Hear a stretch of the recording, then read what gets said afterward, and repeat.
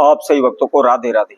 तो आज हम सही भक्तों के लिए इस वीडियो के माध्यम से, इस चैनल के माध्यम से पहली बार ग्राम देवता एवं क्षेत्रपाल देवता को किस प्रकार प्रसन्न करें तथा हमारे जीवन में आई हुई विघ्न बाधा को ग्राम देवता क्षेत्रपाल देवता किस प्रकार दूर करते हैं तथा उसका हमारे जीवन में कितना बड़ा महत्व है, इसकी संपूर्ण जानकारी इस चैनल के माध्यम से हम आप सभी के समक्ष रखेंगे।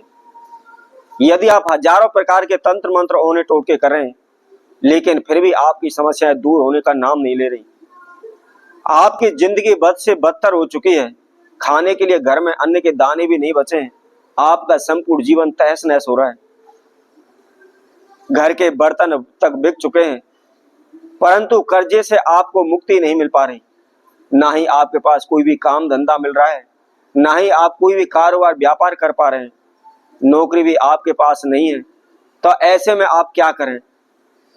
चाहे आपने कितने भी तांत्रिकों भगत सियानों के चक्कर काट लिए, हजारों लाखों रुपए उतार दिए, लेकिन फिर भी आपको कोई भी रास्ता नहीं मिल पा रहा है, तो मात्र आपने हमारे द्वारा बताए गए छोटे से प्रयोग के द्वारा ग्राम देवता और क्षेत्रपाल देवता को आपने प्रसन्न करना है।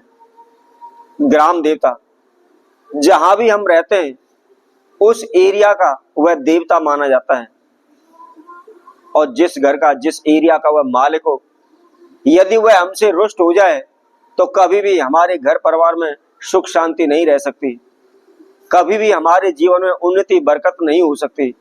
और उसके साथ साथ क्षेत्रपाल देवता, क्षेत्रपाल देवता का क्या कार्य होता है? जिस भी एरिया में हम रह रहे हैं उस एरिया का क्षेत्रपाल को चौकीदार माना जाता है। और आप सभी जानते हैं, यदि आपने अपने घर पर घर की सुरक्षा के लिए चौकीदार रखा है और यदि वही चौकीदार आपसे रुष्ट हो, आपकी रक्षा ना कर पाए, तो आपका घर कभी भी सुरक्षित नहीं रह पाएगा। तो मात्र केवल एक ही प्रयोग के द्वारा यह दोनों देवता शीघ्र ही आप पर प्रसन्न हो जाएंगे और आपके जीवन में आई हुई बाधाओं को दूर कर देंगे। चाहे वह धन की समस्या हो, कर्जे की समस्या हो, कारोबार व्यापार की समस्या हो, घर में उच्चाटन अशांति रहती हो, घर में बार बार रोग बीमारी पड़ते रहते हैं, कोई भी बीमारी दूर होने का नाम नहीं ले रही है, सभी प्रकार की विघ्न बाधाओं से आपको यह शीघ्र ही मुक्ति दिला देंगे। तो इस प्रयोग को कैसे करना है, किस समय पर करना है, क्या इसकी विधि है, इसकी जानकारी के लिए इस वीडियो को संपूर्ण सुने, आखिर तक आप हमारे साथ जुड़े रहें। और इसके साथ साथ जो कोई भक्तजन पहली बार इस चैनल के माध्यम से हमारे साथ जुड़े हुए, सर्वप्रथम हमारे चैनल को सब्सक्राइब करें, लाइक करें तथा कमेंट बॉक्स में जाकर के राधे राधे अवश्य लिखें। तो सर्वप्रथम मैं आपको एक पौधे के बारे में जानकारी देता हूं। उस पौधे का नाम है हिंगोट।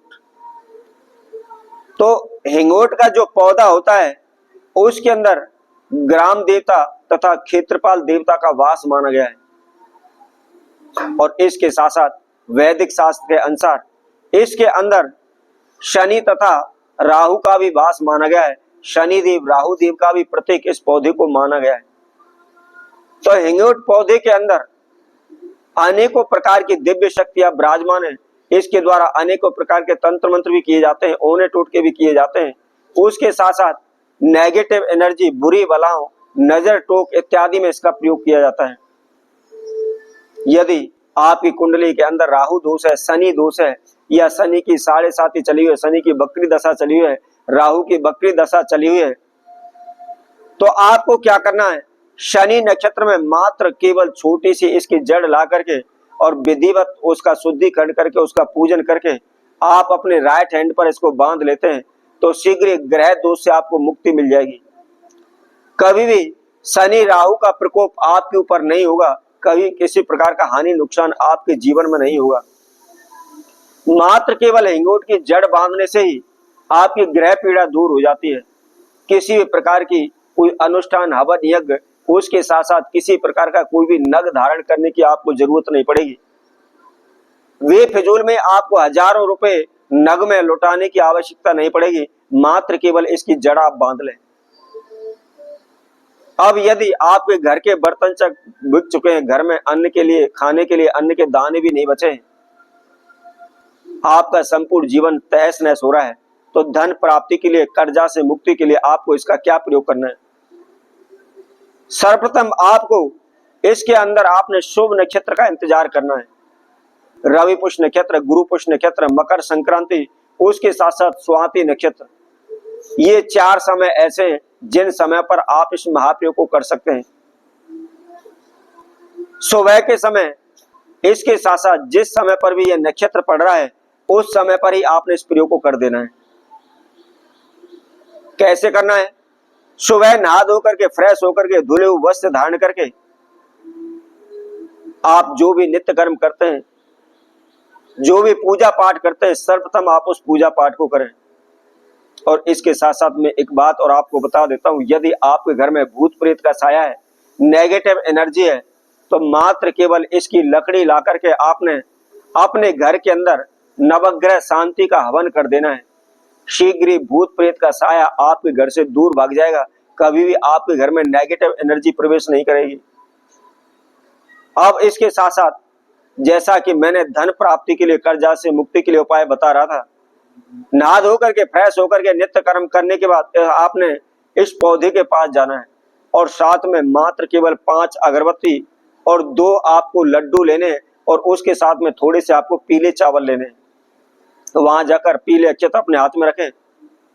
उसके साथ साथ आप ग्राम देवता का ध्यान करें, क्षेत्रपाल देवता का ध्यान करें, उनसे प्रार्थना करें कि प्रभु मुझसे जो भी भूल अपराध हुए क्षमा करें, मेरी रक्षा करें, मेरे परिवार की रक्षा करें, मेरे जीवन में आए हुए संकटों को आप दूर करें।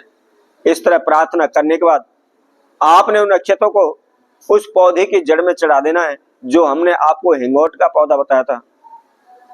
चढ़ाने के बाद 5 अगरबत्ती जला करके वहां लगा दीजिए और 2 लड्डुओं का भोग लगा दीजिए और हाथ जोड़ करके वृक्षदेव से प्रार्थना करनी है, प्रभु मेरे जीवन में जो भी संकट आ रहे हैं, जो भी समस्या आ रही है, उनको दूर करने के लिए मुझे आपकी थोड़ी सी जड़ चाहिए, आप देने की कृपा करें। इस तरह प्रार्थना करने के बाद उसकी थोड़ी सी जड़ ले आए और गंगा जल से आप उसको शुद्ध कर लें।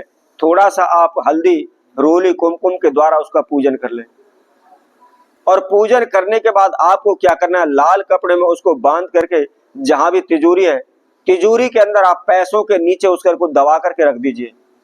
कुछ ही दिन में बड़े से बड़े कर्जा से आपको मुक्ति मिल जाएगी, आप धन धान से परिपूर्ण हो जाएंगे, आपके सभी कार्य पूर्ण होने लगेंगे। तो इसी तरह आप भक्तों के लिए और नए उपाय के साथ, नई वीडियो के साथ पुनः उपस्थित होंगे। तब तक के लिए सभी भक्तों को राधे राधे।